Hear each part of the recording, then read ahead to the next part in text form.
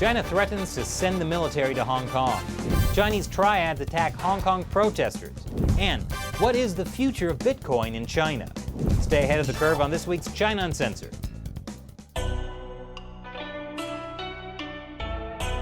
This is China Uncensored. I'm Chris Chappell. This week's China news headlines. Retired Chinese Communist Party official Li Peng died on Monday night. Li Peng was known for killing a lot of people. You might know him as the Butcher of Beijing, one of the masterminds behind the Tiananmen Square massacre. Or, as state-run Xinhua News describes him, an excellent party member. The Tiananmen Square massacre is on everyone's mind for another reason: Hong Kong.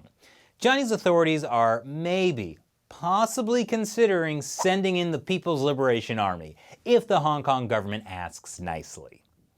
The chief spokesman for the Ministry of National Defense, Senior Colonel Wu Qian, said the behavior of some radical protesters challenges the central government's authority. That absolutely cannot be tolerated. So, protesters splash black paint on the national emblem.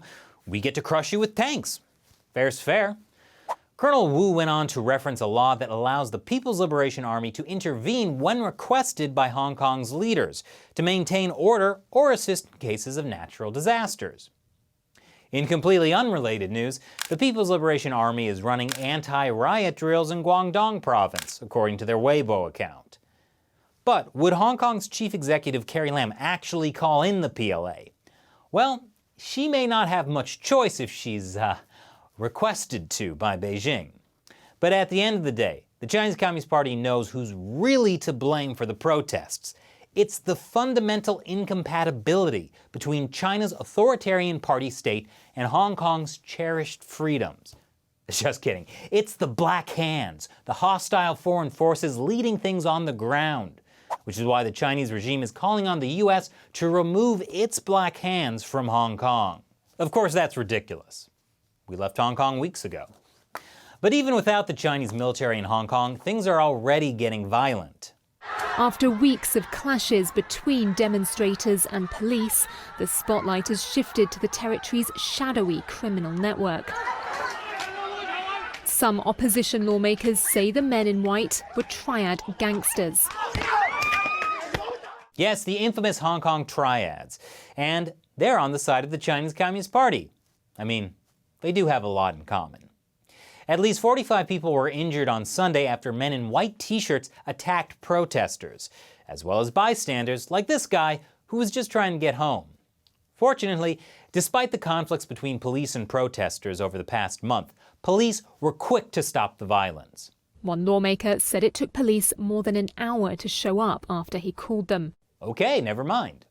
Now, some of the footage was pretty graphic. Of course, we can't show that to you because the last time we showed footage of a violent police response to a protest in the Chinese city of Wuhan, YouTube age-restricted the video so hardly anyone saw it. It's important to protect people from facts. So far, police have arrested several men with triad links related to the attack. But the police have also banned a planned protest against mob violence. Well, I'm sure that no one would dare protest now, but there might be a few 100,000 people who show up on Saturday to hold a religious gathering because they're really, really sad that Li Peng died. Yeah, that's why. But I wouldn't want you to think the Chinese Communist Party is on the warpath with Hong Kong. There are plenty of other countries/regions where the Chinese Communist Party is also on the warpath. In a newly released Chinese military white paper, the party says if Taiwan ever moves towards formal independence, the Chinese Communist Party will go to war.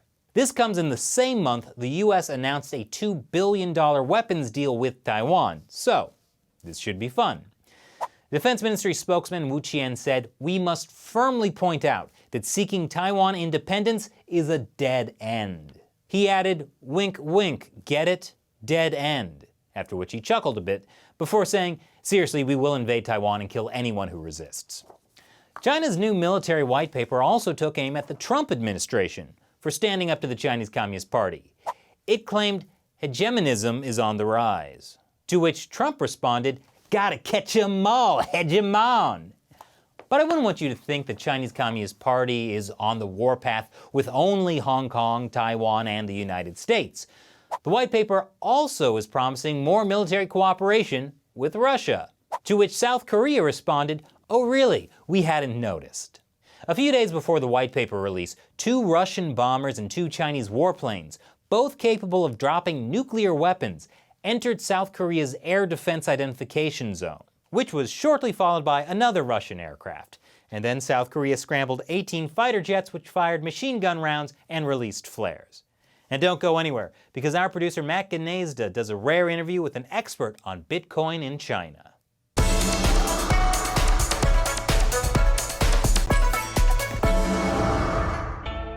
Welcome back to China Uncensored. I'm Chris Chappell. For many Americans, Bitcoin is a niche thing. It's hard to use as an investment because the value goes up and down like crazy. And you can't even buy much with it. Well, you can, I guess. There's a lot of places on the dark web. But anyway, for a lot of Chinese people, Bitcoin is something more. See, the Chinese Communist Party has put a lot of controls on people's money and monitors every transaction they make. But Bitcoin is a way to go around that system. It can be used by Chinese dissidents and corrupt officials alike. At the Oslo Freedom Forum, China Uncensored producer Matt Gnezda sat down with Bitcoin expert Leo Weiss. He's the president of the Bitcoin Association of Hong Kong. Leo, thanks for joining us. Thank you for having me. So, Bitcoin. Now, Bitcoin is one of many cryptocurrencies, but it's by far the most popular and the biggest. So let's focus mainly on that. I believe it's the most liquid by far, which is the most important property of Bitcoin, especially in the context of China.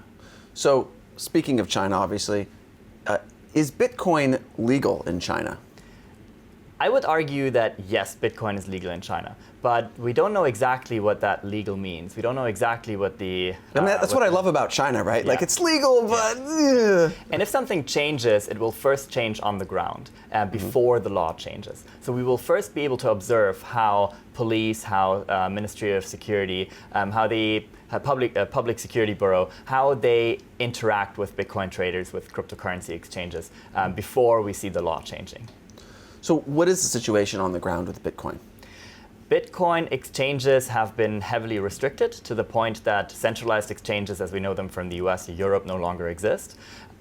Cryptocurrency mining operations have been significantly sized down, partly because the operators are afraid that they will have their equipment seized, partly because they found other opportunities overseas, but also because they're very much afraid that this might at any point, the legal situation might at any point change. Yeah, well, so there's really kind of two things going on. There's the actual trading of Bitcoin, and then there's the mining. So I assume Bitcoin mines are a little bit like Chinese coal mines, you know, dangerous, dirty conditions, a lot of hard labor with migrant workers. Yeah. So we have an entire supply chain. The actual chips are very rarely made in China. China still doesn't have the technological know-how to produce these incredibly accelerated 60 nanometer small transistors. So I mean, what do the actual Bitcoin mines look like? The Bitcoin miner is a machine roughly the size of a shoebox with 2 fans that makes a lot of noise and consumes a lot of electricity. And a Bitcoin mine would be 1,000, 10,000, 100,000 of those shoebox-sized machines stacked in a warehouse, making a lot of noise and emitting a lot of heat. The electricity has to come from somewhere preferably cheap, which is most of the time hydroelectric power, meaning those are dams.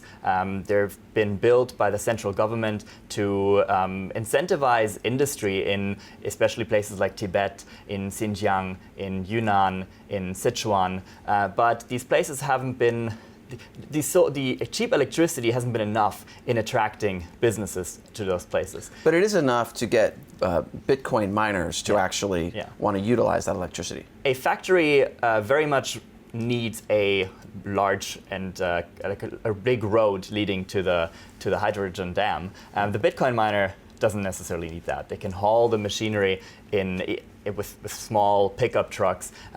They can put that machinery on the spot, and all they need is a relatively low latency a data uplink to their server, which can sit anywhere. What's the scale of Bitcoin mining in China? It's probably 0.5% of the total electricity consumption.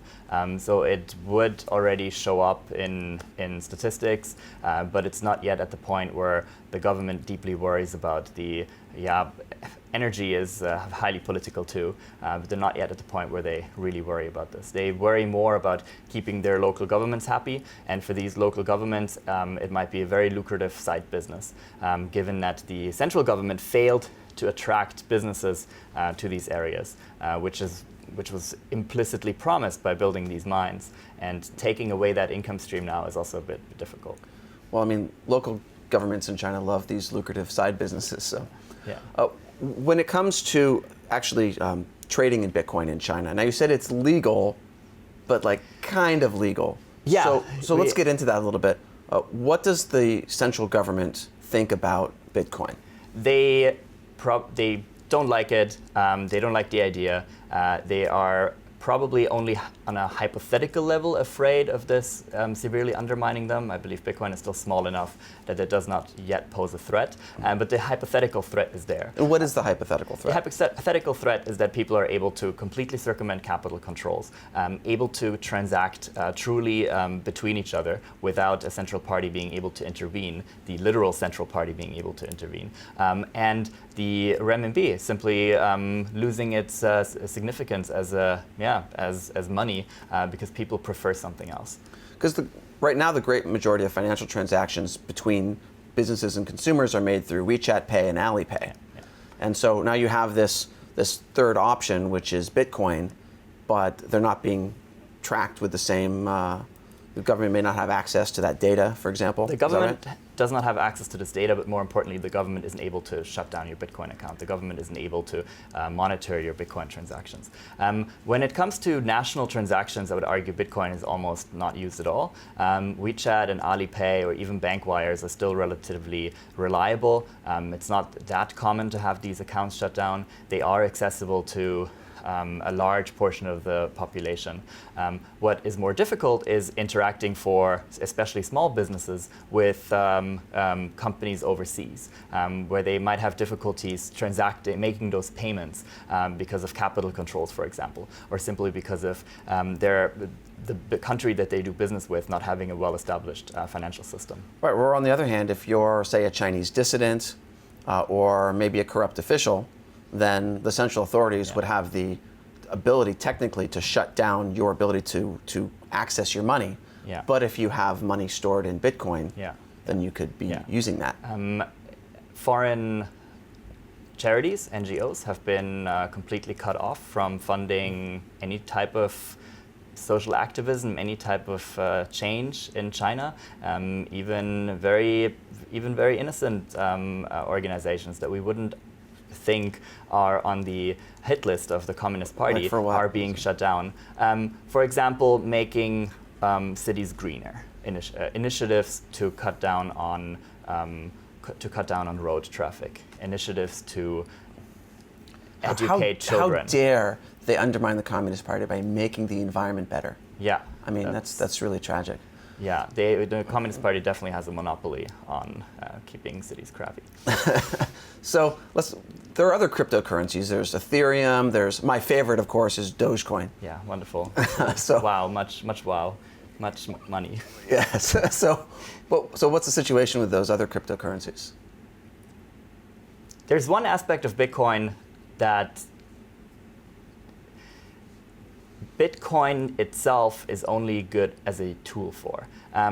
People in China have been deprived of opportunities to invest their savings, to invest their income. The property market is largely seen as inflated. The stock market has been, turned into more of a scam, and banks are not really offering any attractive investment tools. So there is a lot of pressure for people to seek other investment opportunities. And Bitcoin itself does not look like an attractive investment opportunity. To a classical investor, it's like gold. It's not interesting. It doesn't pay interest. It doesn't run a profit. It doesn't give you kickbacks. And a lot of the other cryptocurrencies are designed to be more investment vehicles.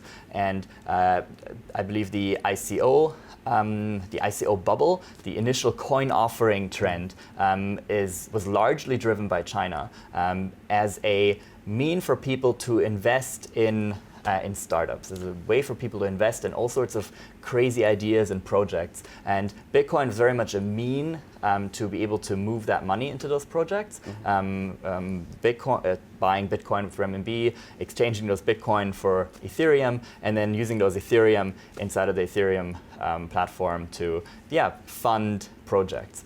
ICOs are completely banned. This is probably also part of a larger trend of investment scams.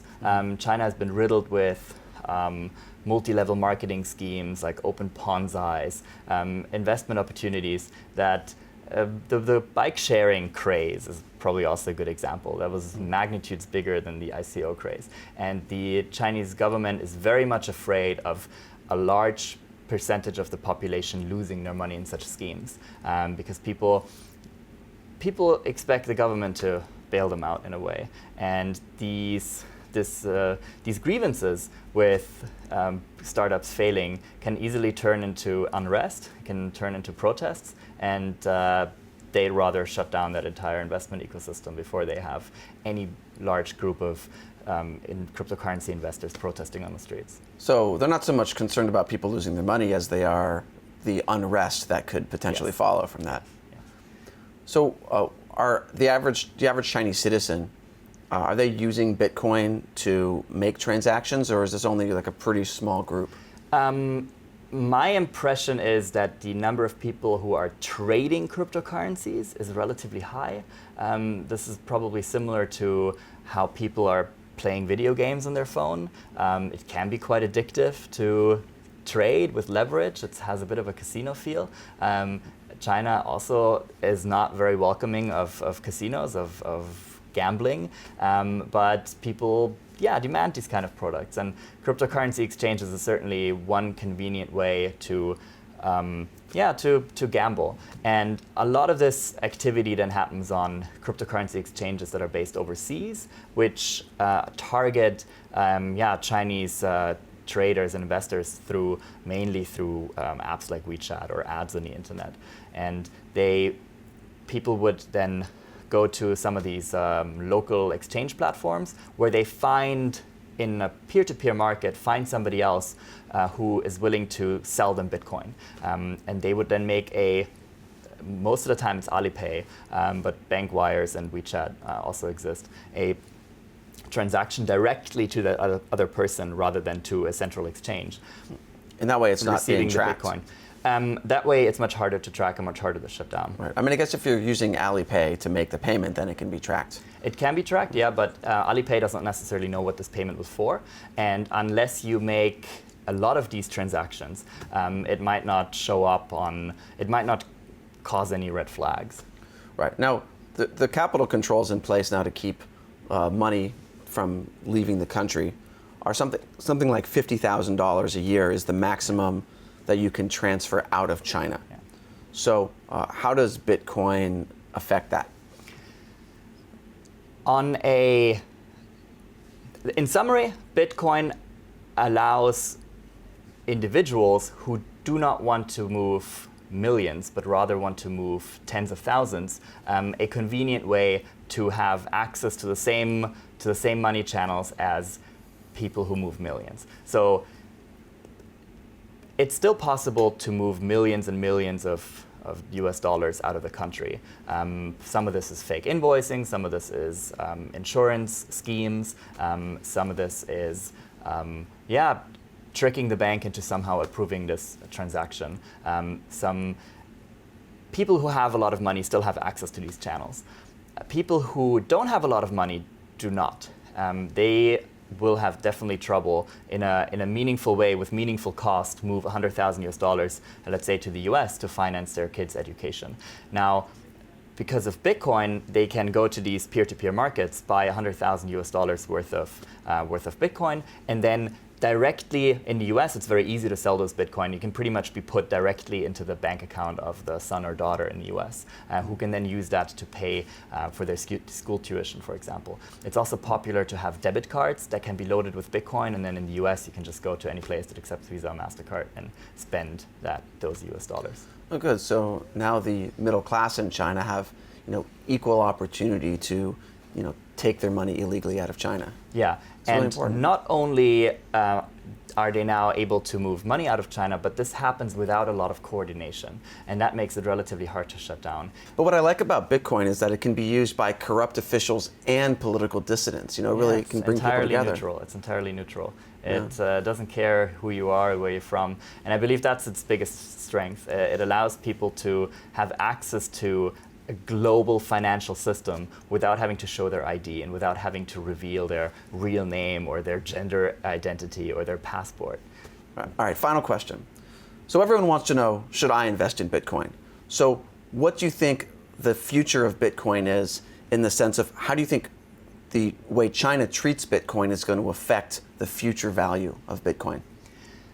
I wouldn't think of putting money into Bitcoin or buying Bitcoin as investing. I believe it's pure speculation, and what you are speculating on is very important. You're speculating on whether this can become money. You're not necessarily speculating on whether this can become global money that replaces the US dollar, but whether this can be used as money by people on the internet all around the world. And in the context of China, we do have a very reasonable fear that China will be increasingly cut off from the international financial system, in the same way that Ukraine or Russia have been cut off, in the same way that Pakistan, Afghanistan or Syria have been entirely cut off. And China will continue to want to be connected to the rest of the world. They want to trade. In a way, their survival depends on their ability to trade. And if they cannot use the US dollar because they're being cut off from it, and if the renminbi is not accepted around the world, then they will have to use whatever is liquid and whatever is useful. So if Chinese individual businesses or even the state want to continue to transact in a world where they're increasingly cut off, it's quite likely that Bitcoin will be their money, and it's quite likely that Bitcoin then becomes money, and our speculation turns out to be right. So essentially, the worse things get in China and the more inflation their currency sees, the more demand there's going to be for Bitcoin in China. Yes, and by its trading partners. I believe eventually this will ultimately benefit the individual in China. This will benefit the small businesses much more than the large ones. The state will still try to intervene. It will still try to control.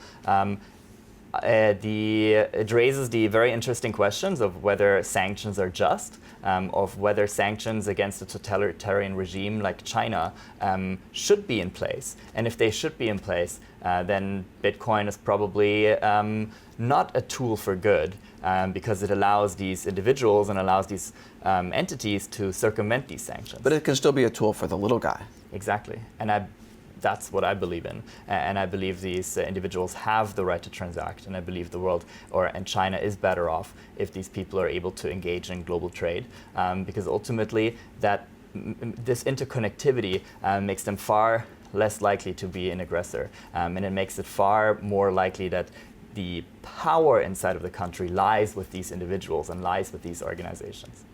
All right, great. Thanks so much for joining us. Thank you for having me.